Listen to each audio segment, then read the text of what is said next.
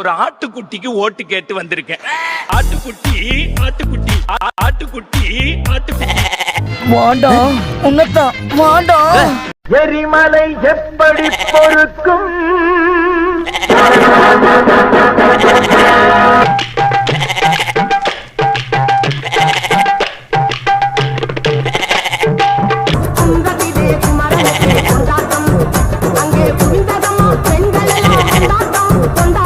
எப்படி நிர்வாக தோல்வி அதை பாப்பீங்க?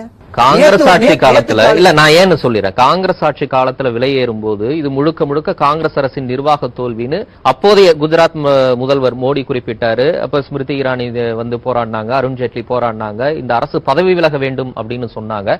அப்பயும் எண்ணெய் நிறுவனங்கள் தான் விலை நிர்ணயிச்சாங்க. அப்ப இந்த விமர்சனத்தை உங்களை நோக்கி அவங்க கேட்பாங்கல்ல, அதுல நியாயம் இருக்குல்ல?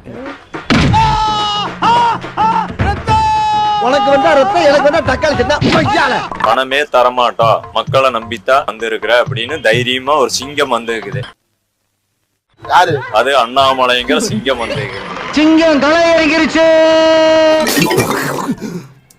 பைத்தியமாயவன் ரொம்ப நேரம் நல்லா பேசிக்கிட்டாரையா.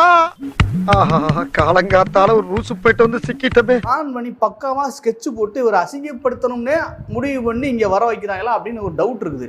ஏன்னா அந்த அளவுக்கு இன்னைக்கு மோடிஜி வந்து அசிங்கப்பட்டு போயிருக்காரு. எதுல? ரோட் ஷோல.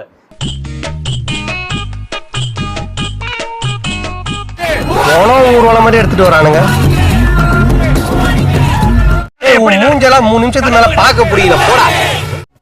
உண்மையிலேங்க அந்த மனுஷன் நினைச்சா எனக்கே பாவமா இருக்கு, பரிதாபமா இருக்கு, துக்கமா இருக்கு, துயரமா இருக்கு. ரொம்ப குஷியோ அந்த மனுஷனை கூட்டு வந்து இப்படி அசிங்கப்படுத்துறாங்களே. பச்சை தண்ணி கூட கொடுக்காம போட்டு அடிச்சுக்க. எப்படி எல்லாம் காலில் வந்து கடறனா இறக்கம் இல்லையா? கொஞ்சம் கூட இறக்கப்படாம இப்படி போட்டு அடி அடின்னு அடிக்கிறாங்களே அப்படின்னு ரொம்ப வருத்தமா இருக்குங்க. ஏன் தம்பி இப்படி அடிக்கிறாங்க? உங்களை இப்படி பண்ண உங்களை சும்மா விடக்கூடாது தம்பி. இப்போதைக்கு வீரம் முக்கியம் இல்ல, விவேகம் தான் முக்கியம். சட்டு போட்டு ஸ்பாட்டை காலி பண்ணிட்டு நம்ம ஏரியா பக்கம் போயிருவோம். அங்க கோயம்புத்தூர்ல அசிங்கப்பட்டு போனார்ல, அதே மாதிரி இங்கேயும் வந்திருக்காப்ல. இன்னைக்கு அவமானப்பட்டு போயிருக்காப்ல. ஒரு ஈ காக்கா குருவி கூட அவரை பார்க்க வரல. என்ன ஜி ரோட் ஷோனாங்க, கோடி கணக்கான மக்கள் வருவேனாங்க, எங்க சுத்தி பார்த்தாலும் ஆளுங்களே காணுமே ஜி. என்ன ஊரியா இது? தமிழ்நாடியா? தமிழ்நாடா? தேர்தலுக்காக அடுத்தடுத்து தமிழ்நாட்டுக்கு படையெடுத்துட்டு இருக்க பிரதமர் மோடியோட சென்னை ரோட் ஷோல எதிர்பார்த்த கூட்டம் இல்லாதது பாஜக காரங்களுக்கு ஏமாத்தத்தை கொடுத்திருக்கு. நீ ட்ரை பண்றா, ஒண்ணும் நடக்காதுடா. ஆமா, டேய் நீ பழனிக்கே பால்காவடி எடுத்தாலும் ஒரு அடி நகராது. வழிநெடுகிலும் காலியாக இருந்த பகுதியை நோக்கி கையசைத்தவாறே சென்றார் பிரதமர் நரேந்திர மோடி. யாருமே இல்லாத கடையில யாருக்குடா தியாத்திர? உன் கடமை உணர்ச்சிக்கு ஒரு அளவே இல்லையாடா? ஏற்கனவே கோயமுத்தூர்ல மோடி நடத்தின ரோட் ஷோவ்ல போதுமான கூட்டம் இல்லாததால ஒரு இடத்துல இருந்தவங்களே அடுத்தடுத்த இடங்களுக்கு நகர்ந்து போனது சமூக வலைதளங்கள்ல கிண்டலுக்குள்ளாச்சு. மக்களே, உங்க ஆதரவுக்கு ரொம்ப நன்றி. இருங்க நான் சொல்லும் போது முன்னாடி போனோம். சரியா? புல்புல் பறவையில சாவர்கர் வரா, மேல பாருங்க. வணக்கம் தலைவா. வாங்கடா முன்னாடி போலாம். கூட்டம் சீக்கிரம் ஓடி வாங்கடா, முன்னாடி கூட்டம் இல்ல. எப்பவும் கூட்டம் இருக்கிற தியாகராயர் நகர்லயே மோடி ரோட் ஷோவை பார்க்க எதிர்பார்த்த கூட்டம் கூடாம போச்சேன்னு புலம்பி இருக்காங்க பாஜக காரங்க. இந்த ஏரியாவுல நான் எவ்வளவு ஃபேமஸ் ஆயிருக்கேன்னு தெரிஞ்சுக்க வேண்டாம். எவ்வளவு பணத்தை செலவு பண்ணட்டா அவ்வளவுமே போச்சுடா.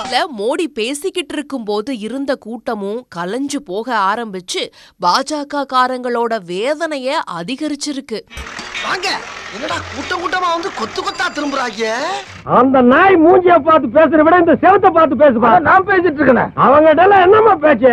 பண்ணாட போய் மூஞ்சில காய் துப்பிடுமா?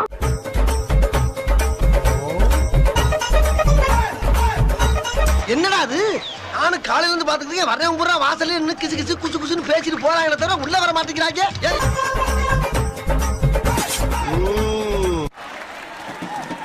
இதுக்கு இவ்வளவு அவசரமா வர்றானுங்க? என்ன செட்டில்மெண்ட் வாங்க? அவ்வளவு பேர் நம்ம கூட்டமா சொல்றாங்க. என்னுடைய பெரிய வருத்தம் தமிழ் மொழியை கற்றுக்கொள்ள முடியவில்லை என்பது அவருடைய பெரிய வருத்தம் என்று சொல்லுகின்றார். என் நெத்திய நல்லா பாருங்க, இதுல கேனப்பைய அப்படின்னு எழுதி இருக்கா?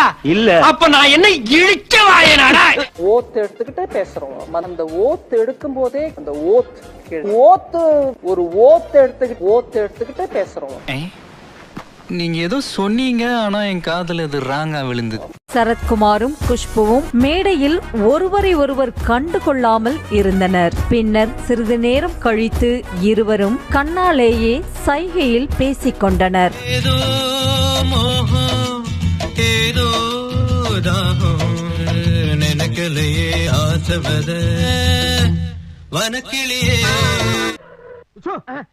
உங்க மூஞ்சிகளுக்கு தீம் மியூசிக் வேற, அந்த ஸ்மோக் எஃபெக்ட் வேறயா? திரும்ப உட்கார்றா. ஒரு மனுஷன் எதையாவது பண்ணி முன்னுக்கு வரலாம்னு பார்த்தா கால் வைக்கிற இடமெல்லாம் கண்ணி விடி வைக்கிறாங்களே.